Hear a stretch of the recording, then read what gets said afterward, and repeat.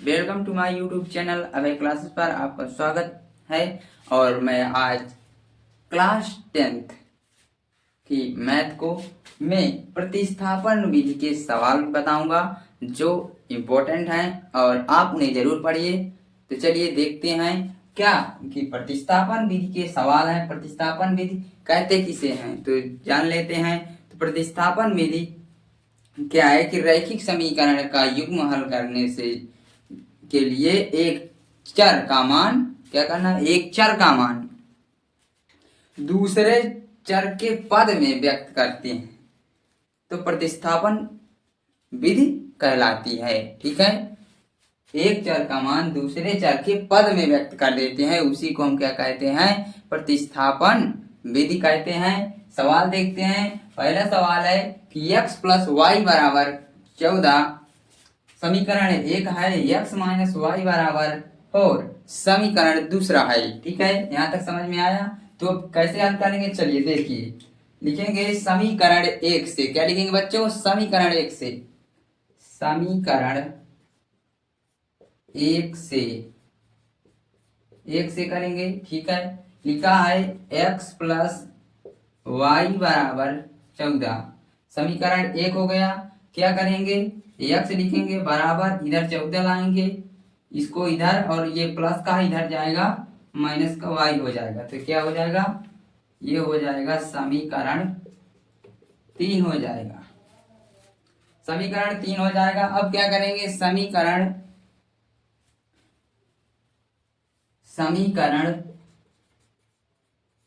2 में क्या रखने पर, x बराबर 14 माइनस वाई रखने पर, क्या रखेंगे, 14 माइनस वाई रखने पर रखेंगे। समीकरण हमारा दूसरा है x माइनस वाई बराबर 4, यहाँ पर हो गया।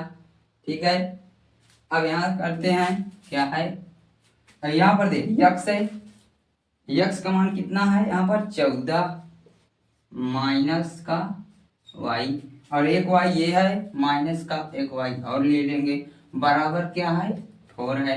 ठीक है, अब यहाँ पर क्या होगा, 14 को उतार लेंगे, माइनस माइनस क्या होगा, प्लस होगा, क्या होगा, प्लस होगा। तो यहाँ पर माइनस माइनस है, प्लस हो जाएगा, नहीं होगा क्योंकि माइनस माइनस है, और यहाँ पर 2 है, 2i है, तो माइनस का क्या हो जाएगा, 2i। ठीक है, माइनस का 2i बराबर का 4। ठीक है, अब क्या करेंगे, इसको माइनस का 2i इधर रखेंगे, बराबर के उधर 4 आया है, और इधर ये प्लस में है, उधर जाएगा माइनस में 14 हो जाएगा। अब इस माइनस का 2i, माइनस का 2i, ठीक है, और बराबर, इसको घटाएंगे तो माइनस का 10 आएगा, क्योंकि बड़ी संख्या माइनस की है इसलिए माइनस का 10 आएगा। माइनस से माइनस कैंसिल हो गया, 2i बचा इधर। तो इसे इस प्रकार से करेंगे, y बराबर 10/2 हो जाएगा, 2 एकम 2, 2 पंचे 10, 5 आ जाएगा। तो क्या आया, y बराबर 5 आ गया आंसर। अब इसको नोट करना चाहते हैं बच्चों तो नोट कर लीजिए, और फिर हम इधर इसको मिटा कर बता रहे हैं आपको।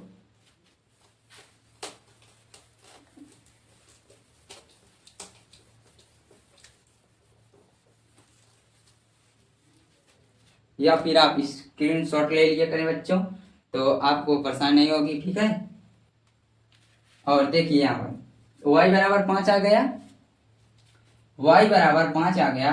अब क्या करेंगे, समीकरण 3 जो हमने बनाया था, क्या था समीकरण 3, x बराबर 14 माइनस y था, ये क्या था, समीकरण 3 था। क्या करें, लिखेंगे कि समीकरण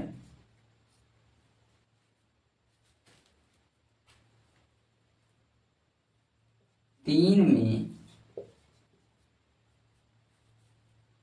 y बराबर 5 रखने पर, ठीक है, समीकरण 3 क्या था, x बराबर 14 माइनस y। अब यहाँ पर x बराबर क्या होगा, 14, ठीक है। अब माइनस का हो गया 5, तो x बराबर कितना आया 9। तो y बराबर x और y के मान हमें पूछ रहा था, तो x और y के मान हमने निकाले, x का मान 9 और y का मान 5। यहाँ तक समझ में आ गया होगा बच्चों। चलिए अब दूसरा सवाल देखते हैं। दूसरा क्वेश्चन कह रहा है, क्या कह रहा है कि दो संपूरक कोणों में बड़ा कोण छोटे कोण से, क्या है कि दो संपूरक कोणों में बड़ा कोण छोटे कोण से 18 डिग्री अधिक है, उन्हें ज्ञात कीजिए। क्वेश्चन घुमा दिया और आप कंफ्यूज हो गए। कंफ्यूज होने की टेंशन नहीं लेना है बच्चों, हम हैं आपके साथ।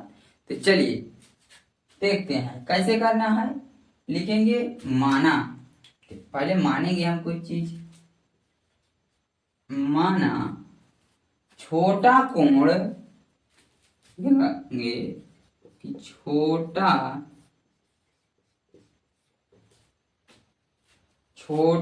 कोण क्या है, बराबर x है। x है कोण, छोटा कोण, ठीक है, छोटा कोण x और बड़ा कोण क्या है, कोण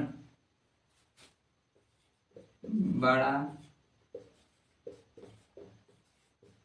कोण, छोटा कोण और बड़ा कोण क्या है y मान लेते हैं हम, ठीक है। आप क्या करेंगे, x और y हो गया। अब हम पता है क्या है कि हम जानते हैं कि दो संपूरक कोणों का योगफल कितना होता है, 180 अंश होता है। हम जो जानते हैं योगफल तो उसे लिखते हैं कि क्या होता है, संपूरक कोणों का योगफल, संपूरक ऐसे भी लिख सकते हैं, ठीक है, संपूरक कोणों का योगफल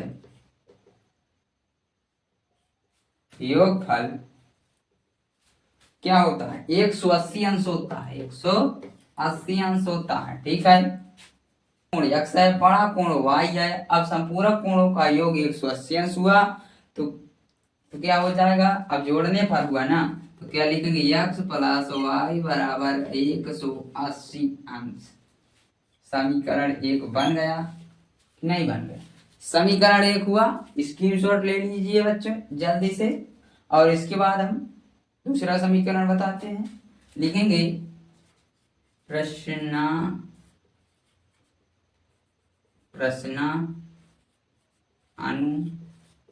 अनुसार, प्रश्न कह रहा है, प्रश्न के अनुसार हम चलेंगे, ठीक है। अब कह रहा है 18 डिग्री अधिक, कहां से, छोटा कोण 18 डिग्री अधिक है, बड़े कोण से, वो भी। तो x माइनस, क्या लिखेंगे, x माइनस वाई बराबर 18 डिग्री, ठीक है। ये इतना समझ में आया। समीकरण 2 हो गया। हम तो समीकरण बना लिए, अब इसको सिंपली हल कर लेते हैं। चलिए हल करते हैं। अब लेंगे समीकरण 1 से, तो स्क्रीनशॉट ले लीजिए बच्चों। अब लिखेंगे समीकरण, आप वैसे लिखना जैसे हम लिख रहे थे, नीचे से लाइन का लाइन, और यहाँ पर जगह कम है इसलिए हम बता रहे हैं। समीकरण 1 क्या था हमारे पास, x प्लस वाई बराबर 180 अंश, ठीक है। समीकरण 1 था, x को हम इधर लिए, थोड़ा छोटा छोटा लिखेंगे तो जगह आ जाएगा, ठीक है। x को हम इधर ले लिए, बराबर 180 इधर आएगा, माइनस का डिग्री लगा लीजिए, और माइनस का y, क्या बन गया, समीकरण 3 बन गया। सेम टू है, यहाँ पर आपको घबराने की दिक्कत नहीं लेना है बच्चों, ठीक है। अब क्या करेंगे, अब आप इतना समझ में आ गया। अब क्या करें, समीकरण 2, समीकरण 2 में क्या रखेंगे, x बराबर 180 माइनस वाई रखने पर रख देंगे।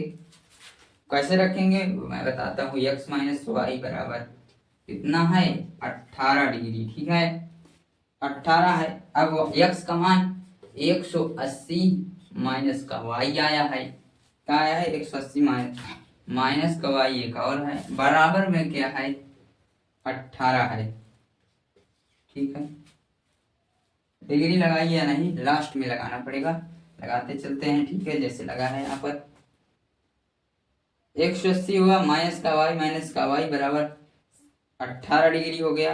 अब क्या करेंगे, अब यहाँ पर देखिए 180 ऐसे ही लिखा रहने देगा, माइनस माइनस है 2i हो जाएगा, माइनस का 2i हो जाएगा, बराबर का 18 डिग्री हो गया। 180 डिग्री ये भी था। अब क्या करेंगे यहाँ पर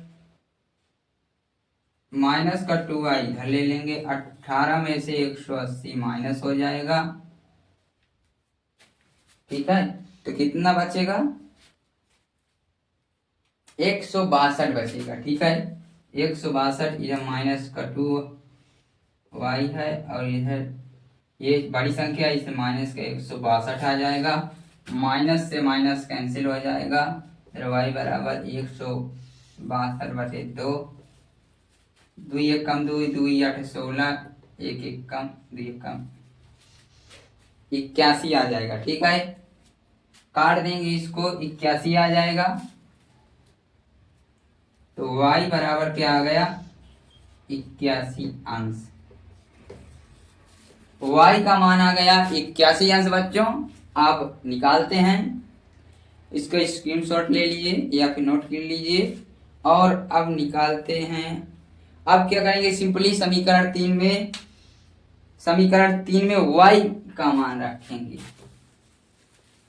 y का मान हमें आ गया और अब लिखते हैं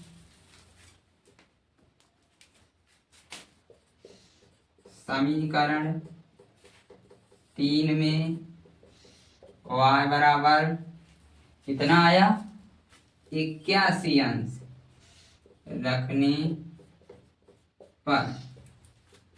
समीकरण 3 क्या था हमारा, ये लिखा हुआ है x बराबर 180 माइनस y, x बराबर क्या है 180 माइनस का 81 करेंगे, क्या आएगा,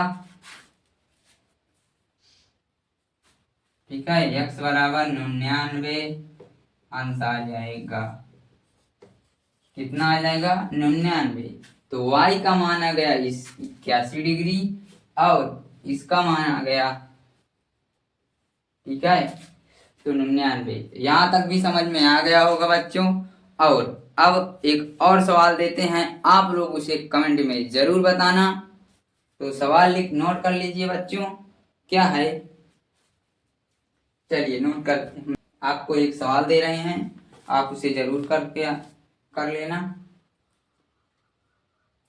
नोट कर लीजिए बच्चों कि देखिए एक क्रिकेट टीम के कोच के 7 बल्ले, ठीक है, तथा 6 गेंद 3800 में खरीदी। बाद में उसने 3 बल्ले तथा 5 गेंदें 1750 रुपए में खरीदी। प्रत्येक बल्ले और प्रत्येक गेंद का मूल्य ज्ञात कीजिए।